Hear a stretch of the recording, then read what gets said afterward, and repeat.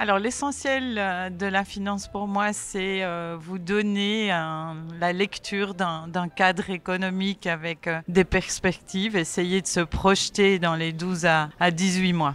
Et donc à moyen long terme, l'essentiel c'est que l'être humain et la science économique, c'est une science flexible, c'est une science qui s'adapte. Donc c'est la même chose pour l'être humain en tant qu'acteur économique. Il va s'adapter aux gros changements, la transition énergétique, la transition climatique, la transition démographique et technologique. Et l'être humain, qu'il soit dans son entreprise ou particulier, va s'adapter.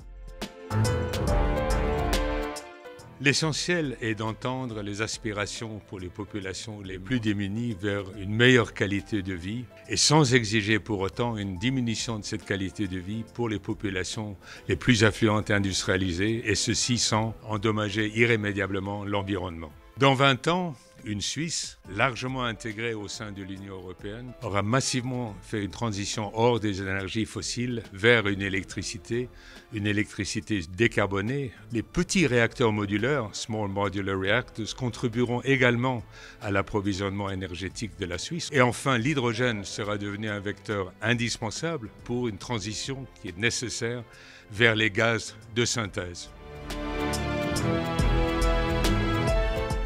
Alors l'essentiel pour moi, c'est évident de décarboner Genève, notre pays et la planète. C'est un devoir qu'on a par rapport aux générations futures.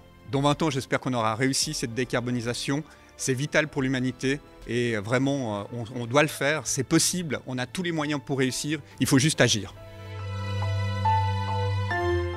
Alors l'essentiel, c'est dès aujourd'hui pour les collectivités publiques de pouvoir s'inscrire dans la transition énergétique.